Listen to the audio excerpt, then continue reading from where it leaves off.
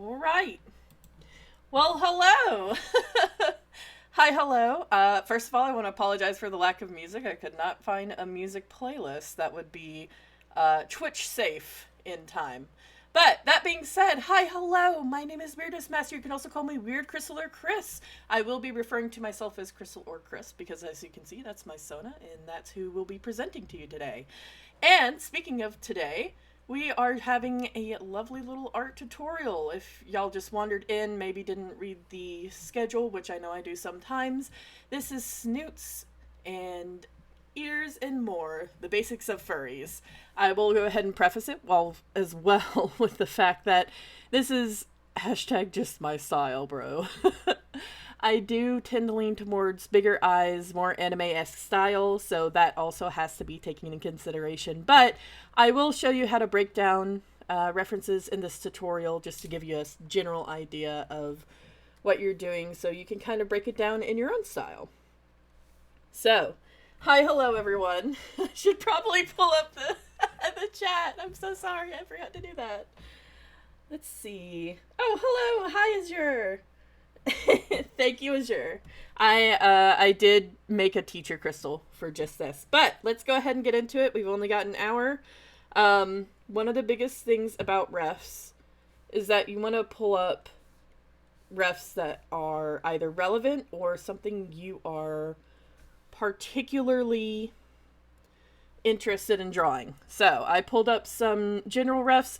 I did actually see on CozyCon's Twitter, which y'all should go follow CozyCon's Twitter, but I did see a few people asking for some bears and some aviaries, so we'll be going over the wolf, a tiger, because of course, we'll be going over a bear, a parrot, and a raven, and I figured that can be a little bit helpful. So at least where I start with is always a circle. If you're going with the head, always start with a circle. I'm going to move that over a little bit.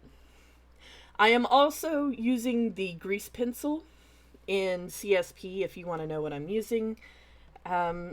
So there's a couple of different ways we can go about this. You can always just go by the reference itself, try to draw what you see, yada yada.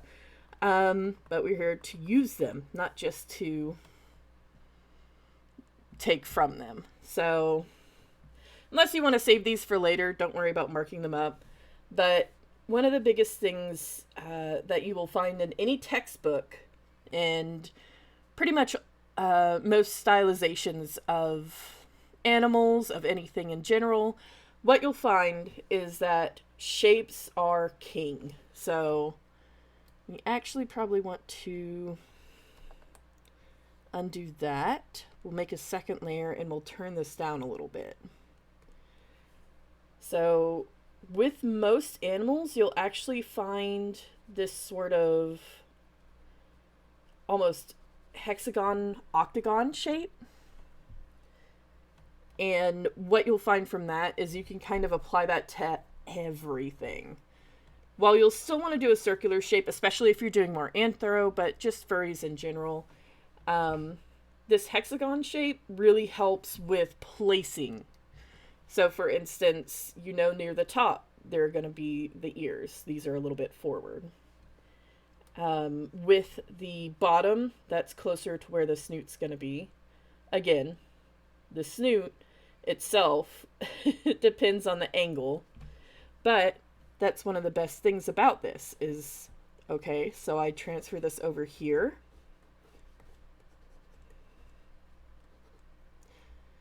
So now I know the snoot starts here.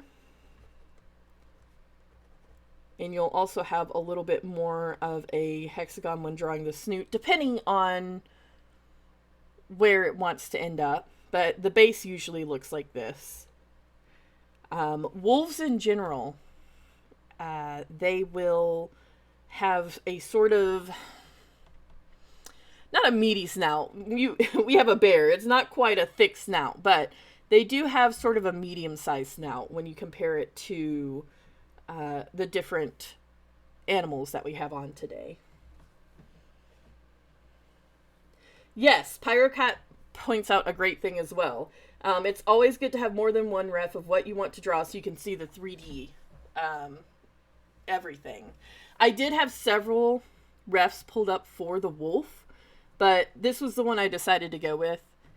Another thing is to think of everything as not only regular shapes, but 3D shapes. So for the wolf, you can see that this right here can easily show you where the snout is pointing.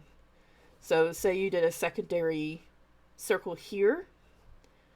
Another important thing to remember is guidelines. So this was straight down the middle. I'm going to go here this time. So we can continue using that hexagon. But now we have the hexagon facing like this. And here, where the top of the snout is, gets drawn out like so. Now, this is more angular when you're drawing the actual wolf. You'll want to round out the shapes, obviously, so it's not as mechanical looking. However, I can say that, obviously, there's... Thank you, Vivix. I love the spaceship idea. Weasel, please do not actually try to go out to tame an actual wolf. That's not a great idea. Let alone their meat diet. Wolf dogs are expensive, y'all. Look into dogs before you go adopting them. I'm just saying. Anyway, so I used to, and I see a lot of beginners do this. They will draw the ears like this with just a line, which is not bad, and it does give you some sense of shape. But if you zoom in, and I probably want to delete that. One of the things you'll notice about the ear over here is that it has a very triangular shape, obviously, but it also has a little bit of a back part. So you could obviously trace over it to get an idea of its shape. But this is how it has this ridge here on the outside. And I do apologize in advance. I'm not advanced in wolf or animal biology. I'm not sure what all the technical terms are for these pieces of the wolf other than ear, snoot, which isn't even correct. So I do apologize in advance. But usually just drawing a little bit of a bend to the ear, because it's not going to be straight up. It'll be bent just a little bit. And then drawing that part right there gives you a little bit more depth to your ear. One thing you might also want to do while you're working through these is adding little fluffs, little just stylized hair. And that can keep your wolf from not looking too smooth. But here comes where it might be a little divisive. Eyes. So one of the biggest things I use to help me with eyes is I first of all use the construction of the head. So we're looking at, here's the jaw, here's where your eye ridge is going to be when you're referencing the hexagon. And then you would actually, when you put the snoot here, and again, this can be edited depending on where you want the eyes as far as placement. But what is helpful to me is to use these spots right here where the snoot goes down into the nose, is to actually pull these up and around. And that gives you your eyebrow ridge. So you would put your eyebrows here, and about where your eyebrow ends on the inside is where you would start your eye. It's a pretty good point of reference, and it keeps you pretty level. Another thing is making a full hexagon or octagon. I haven't actually counted the sides of this, so it could be an octagon for all I know, but I believe it's just it probably is. It looks more like a stop sign. But when you fill out the bottom, do take into account the snout, if you're drawing from the front, for instance, where the mouth is. So from the front here, he's kind of aimed downwards. The stop sign is an octagon. Yeah, I know. The life of an artist, I can draw it, but I don't know what it's called. Absolutely. You do want to take into account his... Ooh, that's a little low for him. The wolf's snoot. So you don't want to draw immediately under the nose, depending on what species you're drawing. If you were drawing a deer, deers usually have a similar kind of nose, but you want to draw the mouth right there because their nose actually meets their mouth, which is another reason to use references because, for instance, a dog nose, as you can see, is more of this sort of boxy, again, a little bit hectagon, like just boxy nose, but it does have a little bit of skin between the nose and the bottom or start of the mouth, whereas, like I said, the deer starts right at the bottom of the nose. The snoot!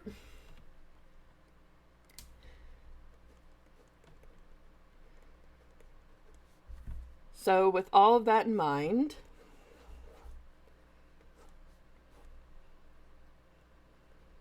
using the guidelines,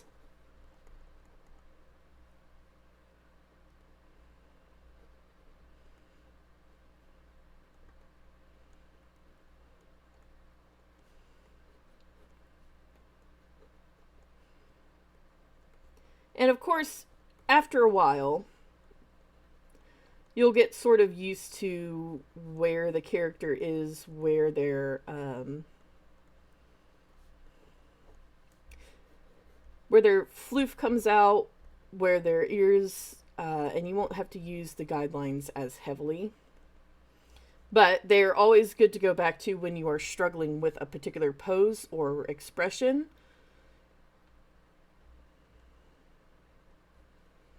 Because they will help you get back in line.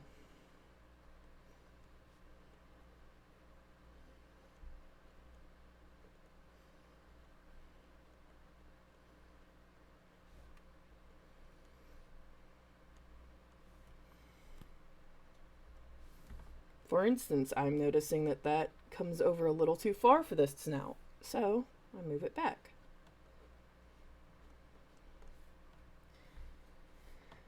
Okay. I spent a little too long on the wolf, but that's okay. People like wolves, it's alright.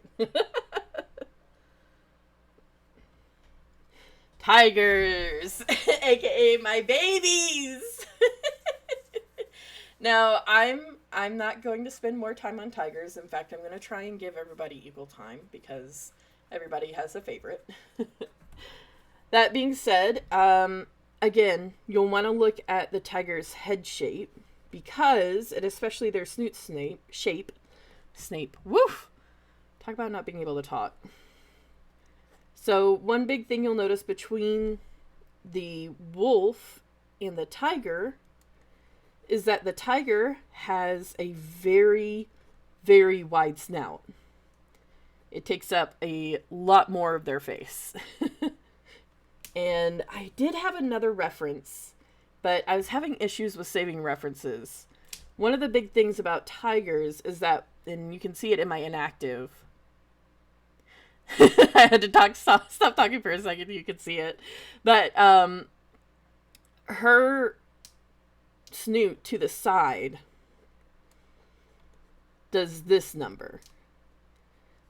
That is why references are extremely important, because if you're looking at a wolf, you're looking at a snout that does something more along this line. This line. Whereas a tiger, not only is it thicker, and you're going to get a little bit of a bump on the snout here, but the nose is also very different as well, as you can see on this tiger ref right here. Whereas the dog snout has a little bit more of a formation like this, and a full sort of, the nose has an actual, like, a little button. Whereas the tiger snout is more of a T shape and more like a mushroom. There's a lot less of it. A lot less to boop, but all the same, we love it still. So you'll want to keep that in mind. One thing I have noticed about animals, and something that may come in handy, is that their snouts always hang down a little bit further than you think they would. So when they aim down, like when they look down like this, you would think they're, because we are using kind of human anatomy, human noses, when you turn them down, they're only going to go, you know, like this. Whereas actual tiger snouts, animal snouts in general, because they are sticking out so far, they go a lot further down. So sometimes you're gonna draw your character looking a little doofy, because that's just how the animal's snout just made him angry goes. But we've still got that basic hexagon where these two lines connect to the snout. You can never escape the hexagon. One thing you will also notice with tigers is that these little lips here are more pronounced. So when you're drawing a tiger, they have more of that cat slash poofier lips. They have that infamous little cat smile, whereas dogs have a more retained lip structure. You'll also want to keep in mind how their teeth are formed. I'm not going over that quite today, but again, references, look them up. Cat teeth have a lot larger fangs in the front, with usually a couple of these. I guess they're incisors, but from there it gets very much not like a human mouth. So definitely look up the references for tigers versus wolf snouts, which can definitely, again, from memory, not from reference. So these could be completely inverted. But a wolf's mouth is a little bit more like this. You'll find tigers' teeth are the teeniest bit more straight. Okay. Next. Bears! Something I haven't gone over quite, that I didn't go over quite with tigers, that I kind of went over with wolves, is paying attention to the ears as well. Do not draw tigers or cats with wolf ears unless it is a hybrid. It can definitely cause a struggle on recognizing what your character is. I've had that issue with, specifically with bears and with otters before.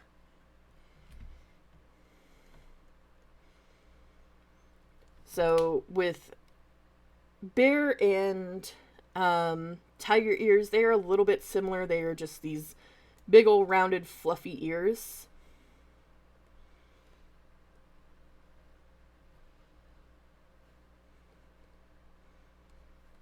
Yes, otter. I absolutely love otters, but you have to be careful because they do have very teeny tiny ears.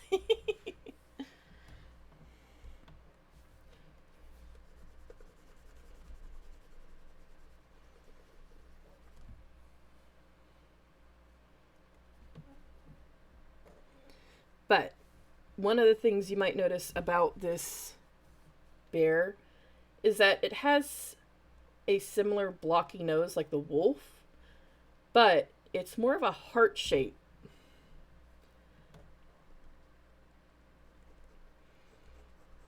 And the hexagon sits higher.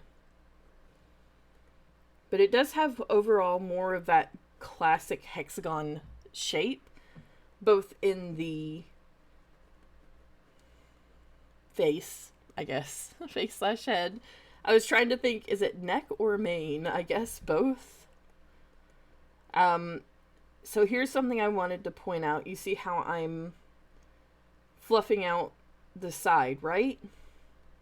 Be very careful with how fluffy you make your bear because it can easily turn into a lion.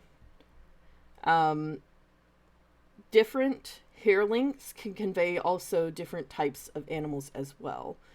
So since this is a bear, we want very short, scattered strokes, whereas a lion would have more flamboyant and longer hair strokes.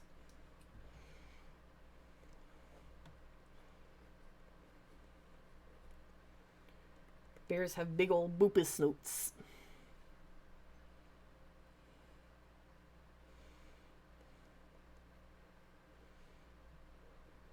And again, use these lines to mark where your eyes are going to be.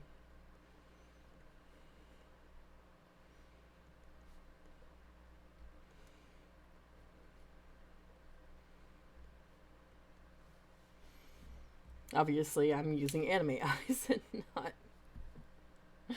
not realistic eyes, because that would look very not great on mine.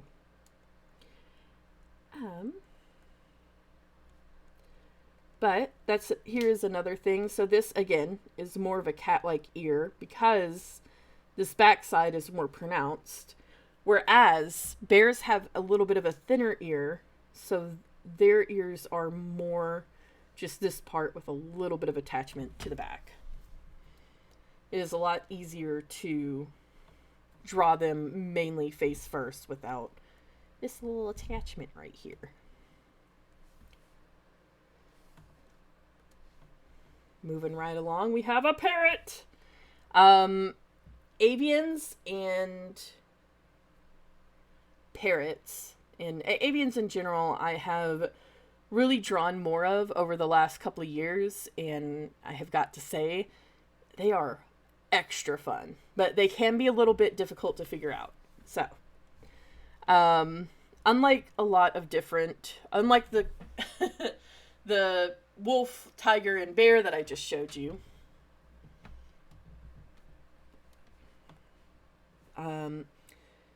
parrots in this case will have a different head structure. This is something I'm still working to figure out, just a general structure. With this baby. But one of the biggest things is over their beak, they do usually have a little bit, and this is for parrots. This is not for all birds. Birds in particular have very different beak structures, but for parrots in particular, they have a little bit of a brow that goes over their beak.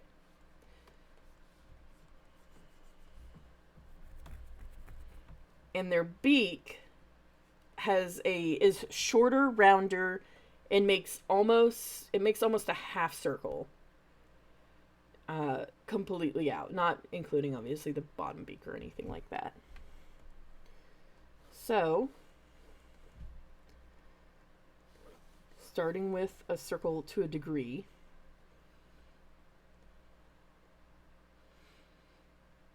I just look back and I see it's not much different from old human flesh, and I don't know if I want to know the context. So we're going to move on.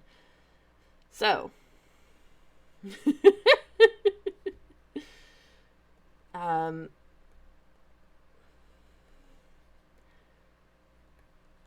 Birds have a sort of movement there.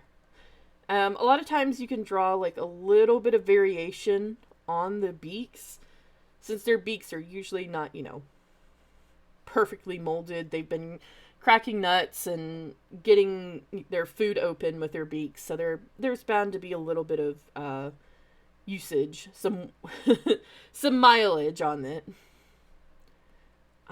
This one is a little bit harder, but I usually go like this, because this is obviously the snout, and this sort of leads back to an eye over here.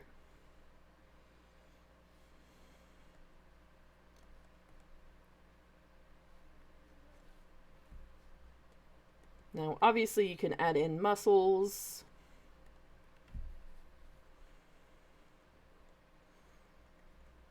There we go. You can add in muscles. You can add in little extra divots that you would like. I do draw feathers pretty similarly to fur, in that I do simplify it. Sorry. What was that? Is what I meant to say. Apologies. I don't like either of those, actually. I was very offended by that. Okay, do not save. And then lastly, we have the raven. Again, like I said, birds are going to be different depending on what you look like, or depending on what they look like. So, ravens, for instance, they still have that brow that you see at the top of parrots, but it's not nearly as pronounced. They are going to have more of... One thing you want to keep an eye on with ravens is that to not make, when you are drawing them and adding in that ridge, adding in that beak, you'll want to make sure that you have the neck attached to a correct area. So the biggest thing is, like, ravens actually have their necks out pretty far. If you start from here, it can make the beak look detached. Ravens actually sit here, when you'll want to go further on the beak a little bit. This is obviously a very blocky raven, but...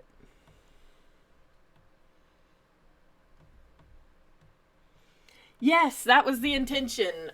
Is you can kind of run into, unfortunately, a same face syndrome with different with different characters with different species, and they can end up being the same design, unfortunately. So that's kind of what this was intended to be. So all that being said, we can hide that sketch layer. Now what we would want to do is take what... Please be on the right layer. Wrong layer, Kronk. Shout out to Mivix. Now what we want to do is use what we've learned and apply it. So hexagon shape.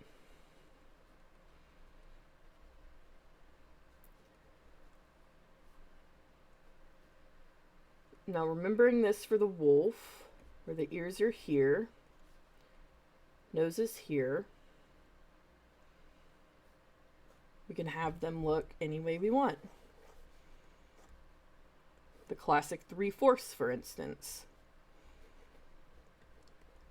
When you are adding in the hexagon on a different angle, You want to make sure that the ears here match up on either side so that you don't draw a very long ear on this side, and then, draw this on this side, and it's so much smaller. Why do I even have that layer? I don't know. We voted that layer out many centuries ago. It just sticks around.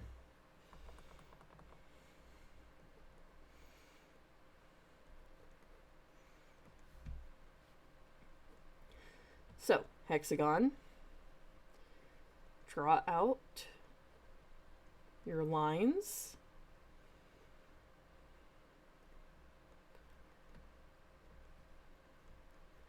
And we'll do the default happy face.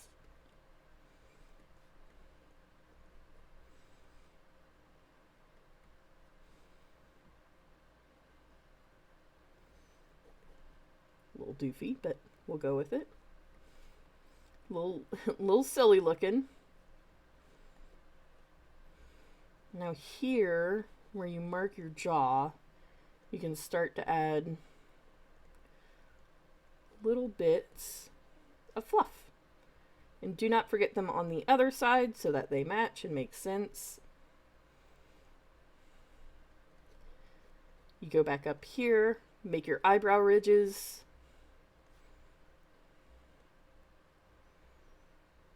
And also make your eyes.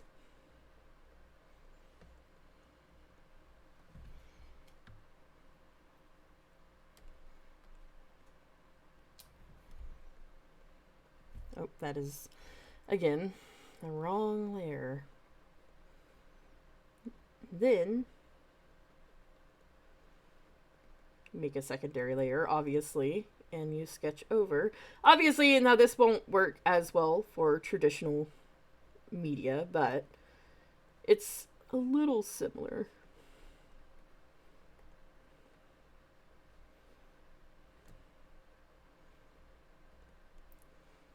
Use that. Leave behind those guidelines so people can't tell that you had to use guidelines, which is not a shame.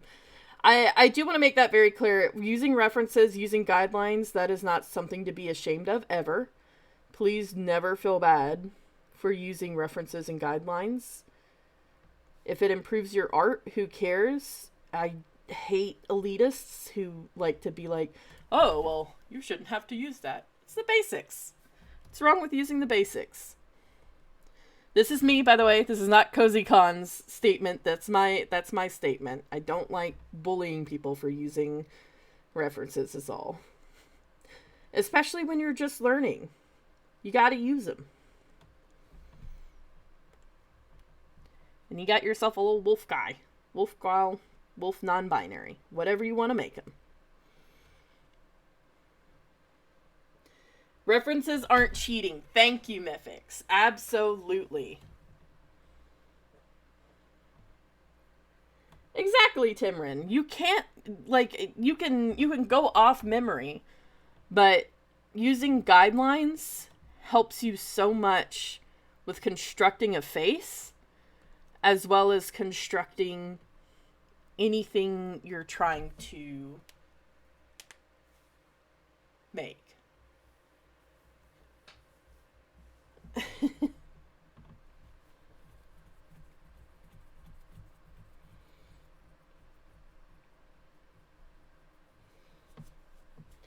Yes, so Potato, definitely give yourself some slack. I understand it can be a little frustrating when you are... Oops, excuse me, there we go. I know it can be a little frustrating when you are just starting out and you're not seeing a lot of progress. If you're not seeing too much instantly change, it can be a little bit of a downer. Give yourself time. Give yourself patience. Make sure that you are allowing yourself to grow. It's not going to happen overnight.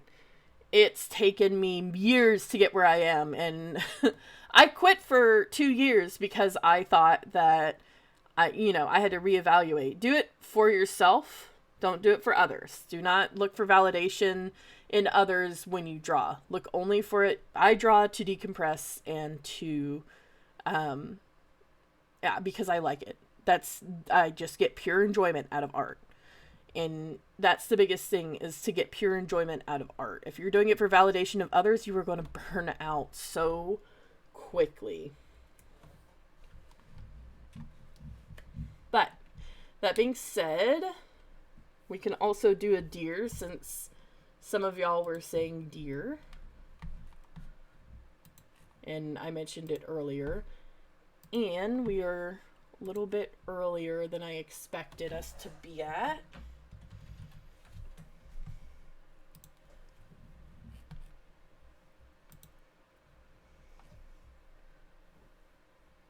Do we want to do... That won't be mean.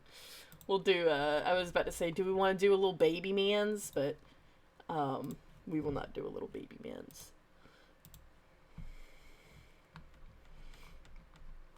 So, deer. Like I said before.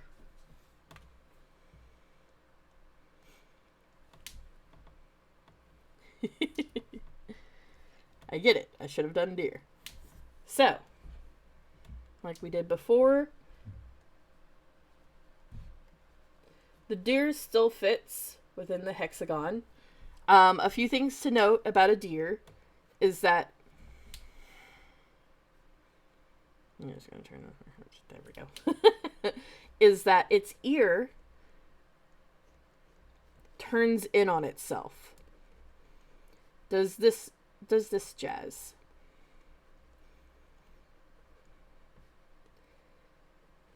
So keep that in mind when you are drawing a deer for the first time. They do have, obviously, a little bit of a different trust.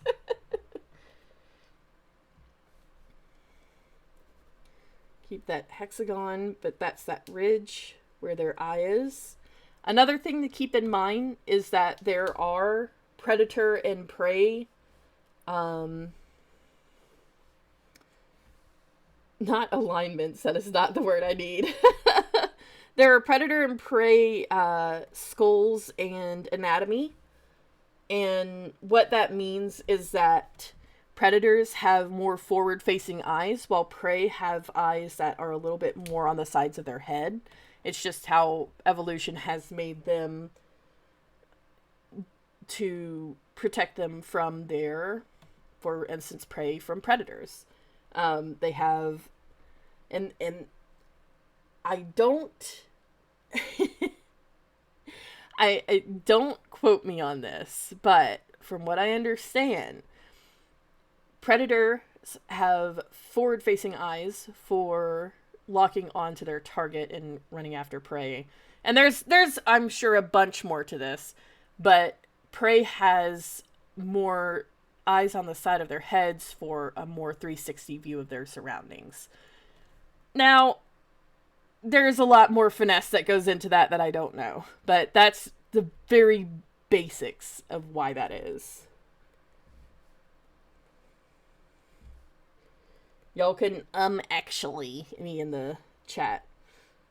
I don't mind, because I don't know anything about this.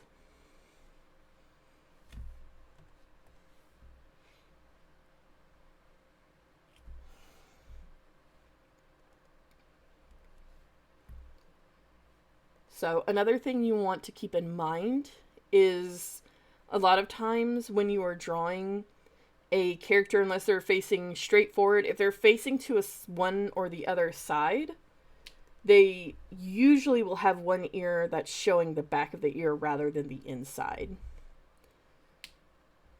Unless, obviously, you're like this deer, who's facing both forward, probably on alert.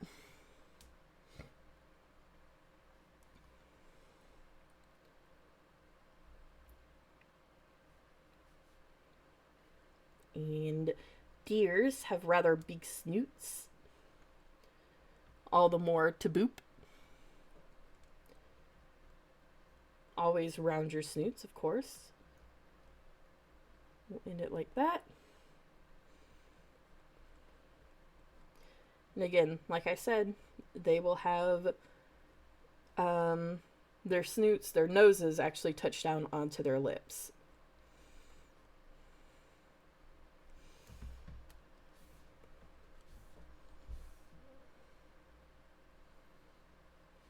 Oh, my apologies, I didn't even notice.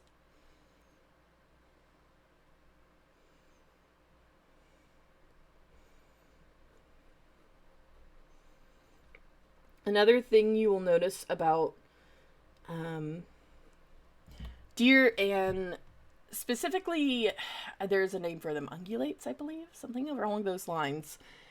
Essentially, and you may have to obviously reposition things as you sketch them out. The good thing about digital is that is a lot easier to do.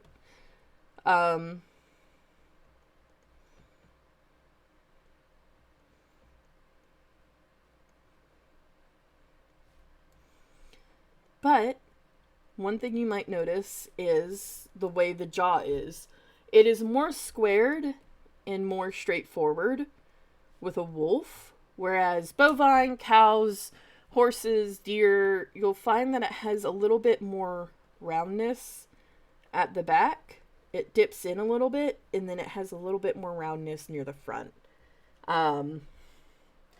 Something that I've just noticed. I don't know what significance that has. It's probably something to do with how they eat, but that is something I've noticed for cows and the like. There was something. Oh yes. So one thing that I haven't covered is lizards / dragons. If you want to go with more of a classic dragon,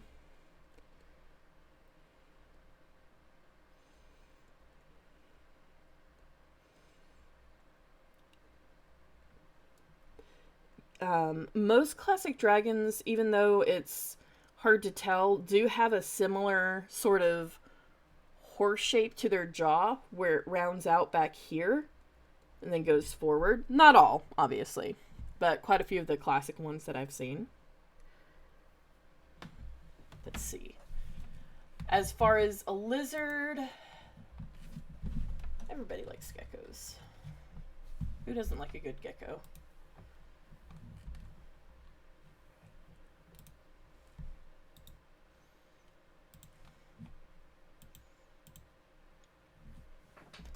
There's the little dude.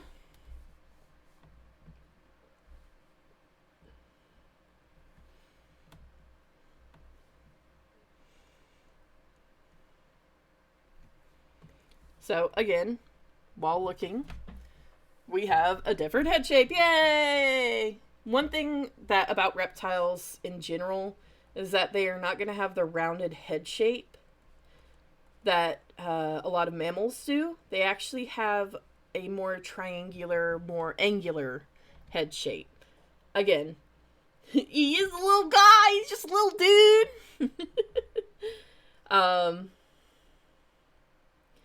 But, again, they have more of a, I don't know if it's prey, but they do have more spaced out eyes. Lizards do generally. Little man's, he's doing his best. So,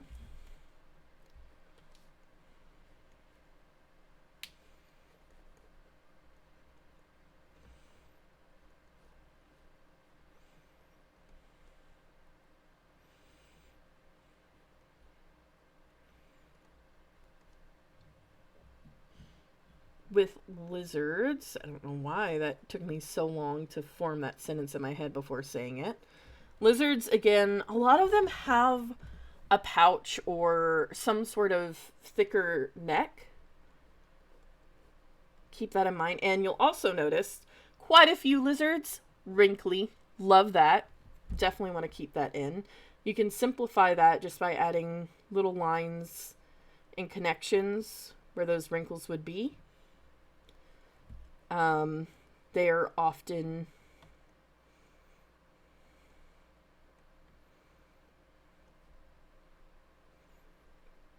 I don't know why I'm making a random character design. But, like I said, they're gonna have wider spaced eyes, so you wouldn't even really draw the other eye here. You could, for possibly comedic effect, if you want to do a more serious lizard / dragon, just draw them with the one eye at this angle. Obviously, if they're forward facing, you can see both.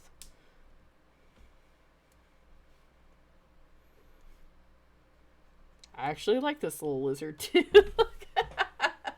I might have to make a character out of that later.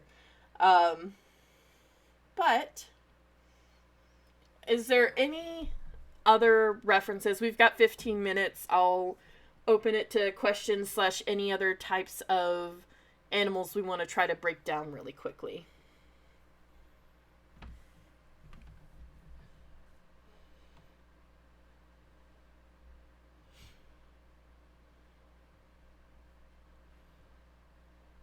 Burb? Shocking, you can't just say burb. I've done parrots and ravens. What kind of burb? Shinx. I will say Pokemon definitely do take from real life. Just like house cats. So, kitties, kitties, kitties. We love kitties. I will always teach about house cats. House cat. Here is one I very much love.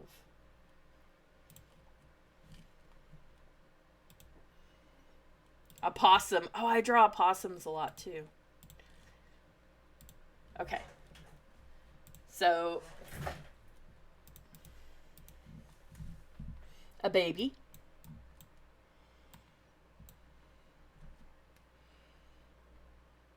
Kangaroo. Yeah, you said cats. I'm like, all right, cats it is. Cats are very similar to tigers. Moxie from Hell of a Boss. I haven't drawn an opossum yet. Hexagon. Back to the hexagon. And you'll notice cats have a similar sort of lip to the tiger. And they have very cute triangle noses.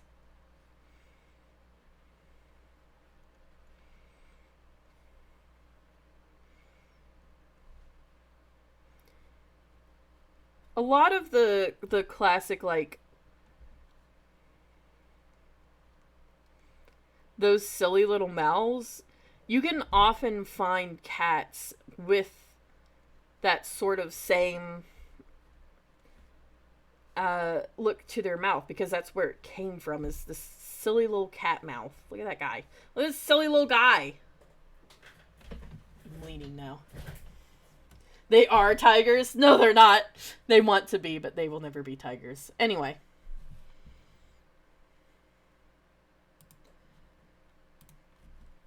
Similar to tigers, you want to obviously use references. The biggest difference is going to be their snoot. It does not stick out as far. So you'll be doing more of a baby snoot like this if you're doing a regular house cat. You'll definitely want to have that lip stick out a little bit. Opossums! I had seen someone say opossums, so...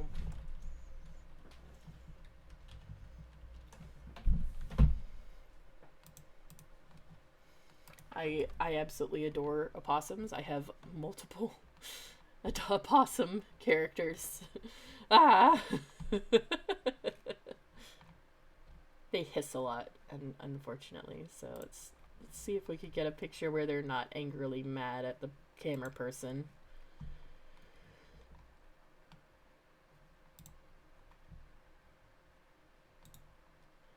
Here's a I also adore possums. I will not get into it, but I do have a lot of possums. A lot of possums. Shout out to Fozbat, who draws possums.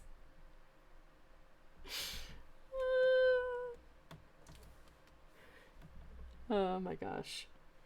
They are Fozbat is a creator who does Opossum Saturdays, where they do different opossum designs. If you were confused by my shout out.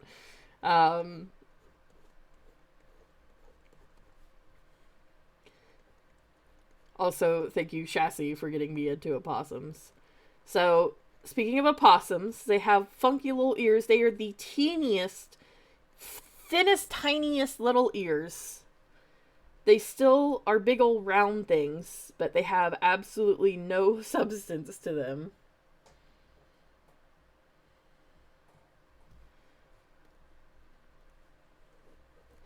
One of the biggest things, again, Snoot.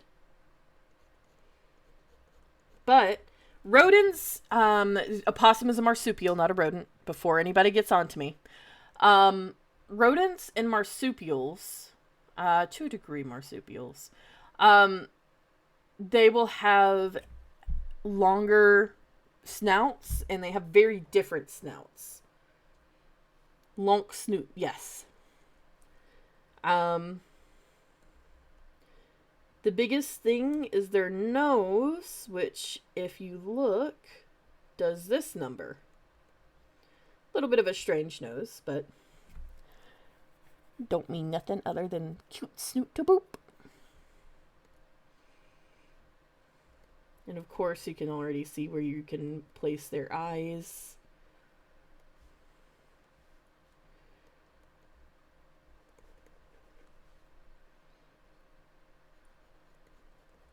Their floof.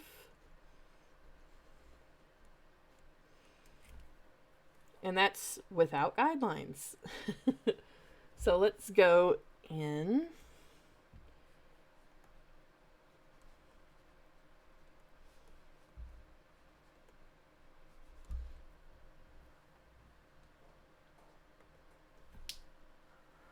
Now, sharks are going to be... It depends on what shark you were talking about.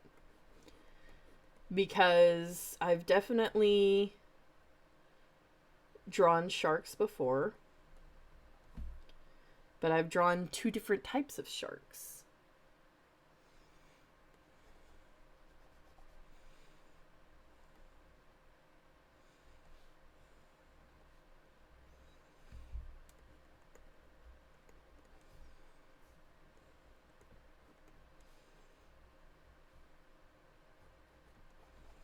Here's the snoot. You can see how that already looks more opossum-like and less kangaroo, I guess. Sharks are fun, though. You mean a great white shark?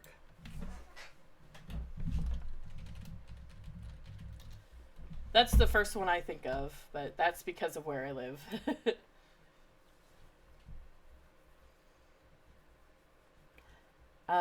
Just a heads up, I am going to pull up a picture of a shark if any of you have a particular fear of sharks. I know sometimes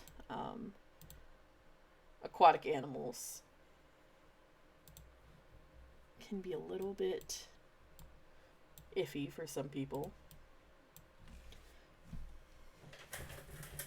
So it depends on how you want to draw the shark. If you want to draw it in just its natural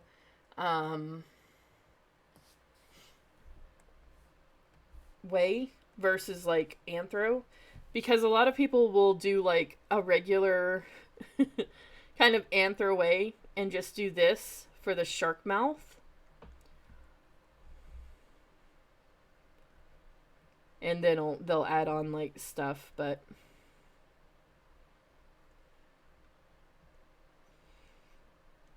they'll do that for the shark.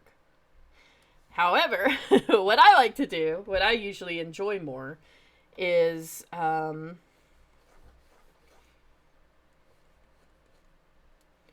drawing sharks the way they are meant to be drawn. So in this case, since he's turned this way, he's got more of just like a sloping snoot. He's got a wider mouth. Obviously, his teeth are actually patterned and zigzagged.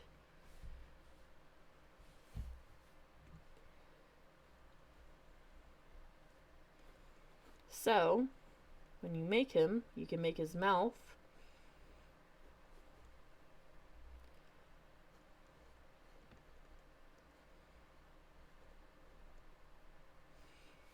wider. When you draw his teeth, make sure they are zigzagged.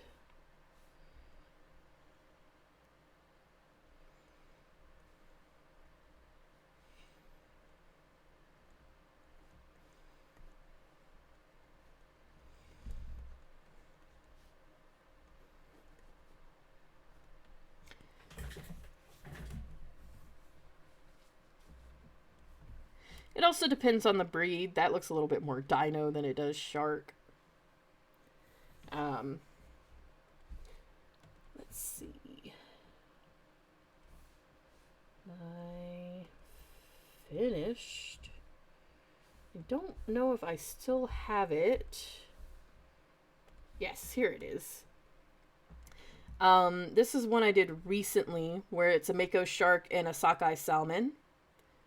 So this is a monochrome sketch, so these are not the actual colors of the characters. But what you can see is that they have more of a tapered off head, and it can depend on the shark. That obviously Mako is based off a Mako shark, so their mouth shows a little differently from, say, the sockeye salmon. This is actually a sockeye salmon on the left and a mako shark on the right.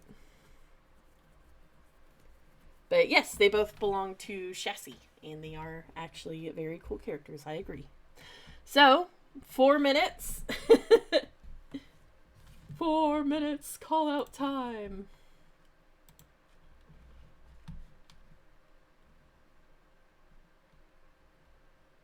Any last minute questions or concerns?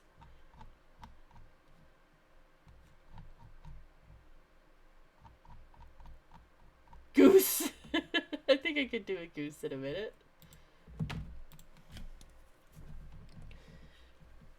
Let me see.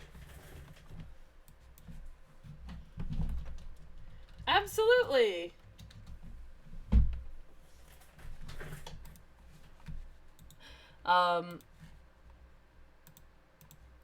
There we go.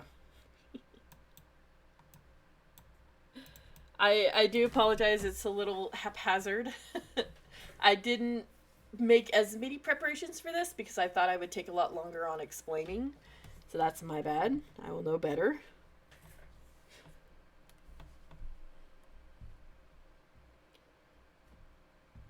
Oh, well, thank you, Mythics. You're very sweet. My feelings. Just really quickly, you can see that the goose has this sort of protrusion here on their jaw. So keep that in mind when you're drawing a goose. Keep that same sort of shape breakdown.